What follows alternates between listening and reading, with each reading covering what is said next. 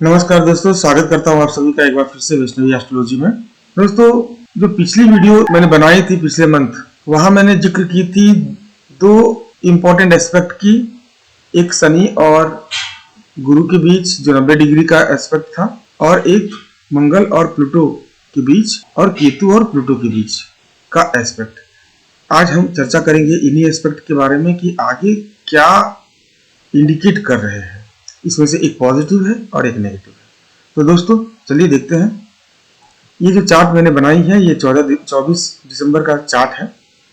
यहाँ पे बहुत सारे एस्पेक्ट आपको देखने को मिलेंगे, लेकिन जो मेजर एस्पेक्ट है और दोनों ही एक दूसरे के विपरीत मूवमेंट का इशारा कर रहे हैं।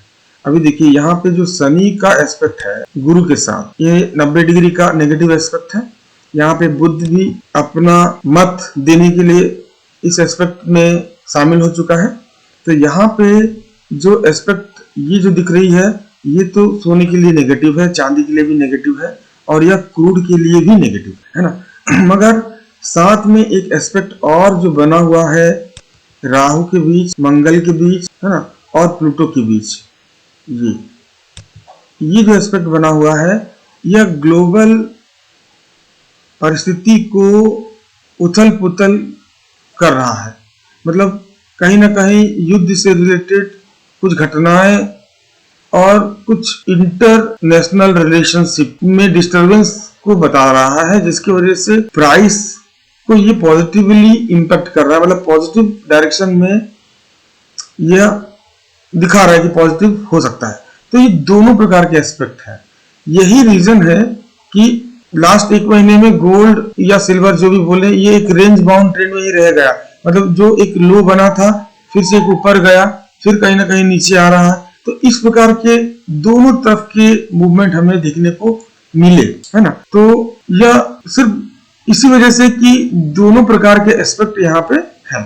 लेकिन अब एक एस्पेक्ट यहाँ पे समाप्त हो जाएगा, वह है शनि और गुरु के बीच का नेगेटिव एस्पेक्ट। यह एस्पेक्ट अब धीरे धीरे अपने को कंप्लीट करने जा रहा है 26 तारीख के आसपास।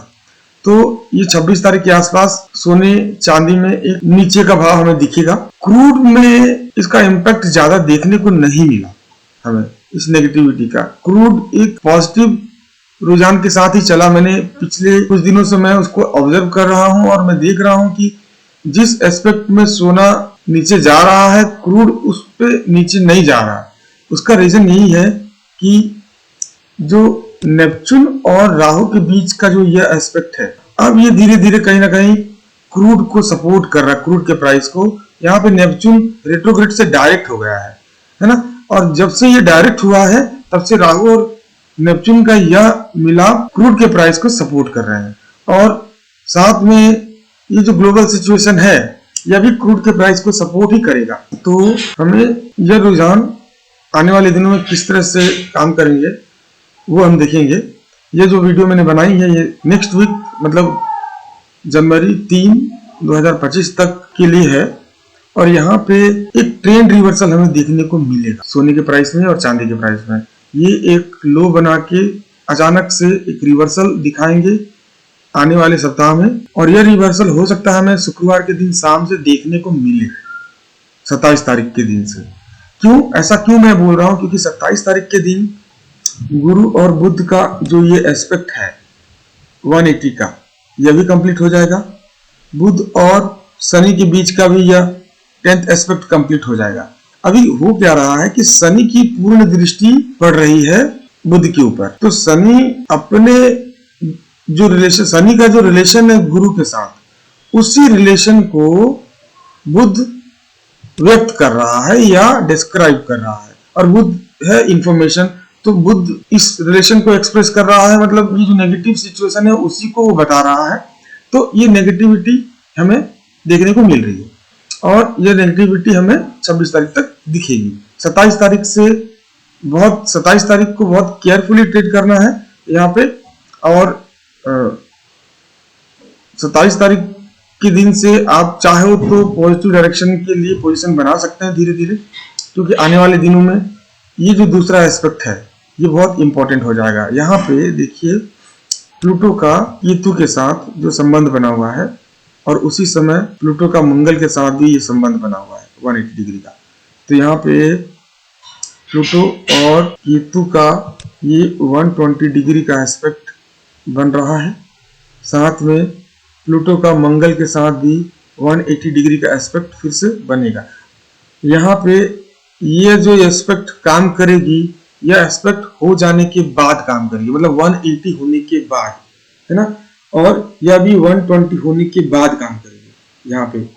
अब ऐसा क्यों है कि कुछ एस्पेक्ट को मैंने बताया कि यह एस्पेक्ट होने वाला है और डिग्री कंप्लीट होने के बाद में इसका इम्पैक्ट खत्म हो जाएगा, और कुछ केस में डिग्री कंप्लीट होने के बाद में उसका इम्पैक्ट स्टार्ट होगा। यह डिपेंड करता है कि उसके दक्षिण क्रांति की गति या उत्तर क्रांति की गति किस प्रकार से हो रही है ना। तो यहाँ पे एस्पेक्ट होने के बाद इसका इम्पैक्ट दिखेगा, मगर फिर भी यह बहुत करीब है और बहुत जल्दी यह एस्पेक्ट बनने वाला है। और आने वाले दिनों में, जैसे कि एक चार्ट है मेरे पास, यह 1 जनवरी का है, यह 1 जनवरी के दिन हमें अच्छा खासा अपसाइड मूवमेंट गोल्ड में दिखेगा, ऐसा है। इसका रीजन यह है कि चंद्रमा यहाँ बुध के साथ नवांश युति में है और साथ में प्लूटो के साथ पूर्ण युति में है ना। और उसी समय आप देखोगे तो प्लूटो का भी मंगल के साथ लगभग 180 डिग्री स्टार्ट होने वाला है, और केतु का भी लगभग 120 डिग्री यहाँ पे स्टार्ट होने। तो ये जो एस्पेक्ट बने हुए हैं उसको चंद्रमा की मौजूदगी मिल गई। चंद्रमा किसी भी चीज को एक्टिवेट करता है, मैंने कहा था, और किसी भी चीज को डीएक्टिवेट भी करता है, मतलब एक ट्रेंड को स्टार्ट करेगा, एक ट्रेंड को एंड भी वही करेगा। तो यहाँ पे 1 जनवरी को या उससे पहले, ऐसा भी हो सकता है कि उससे पहले युद्ध से संबंधित कुछ न्यूज मार्केट में आ सकते हैं, जिससे अचानक से उछाल हमें देखने को मिलेगा सोने में, चांदी में और क्रूड के दाम पे, है ना। तो दोस्तों बाकी के दिनों में भी रुझान पॉजिटिव ही रहेगा। सोने और चांदी में हल्का उथल पुथल हो सकता है, उसके लिए माइनर एस्पेक्ट्स कभी कभी रेस्पॉन्सिबल रहते हैं। तो दोस्तों यह मैंने बताया सोने, चांदी और क्रूड के दामों में किस प्रकार से आने वाले दिनों में रुझान बनेगा, और आशा करता हूं कि इससे आप सभी को मदद मिलेगा।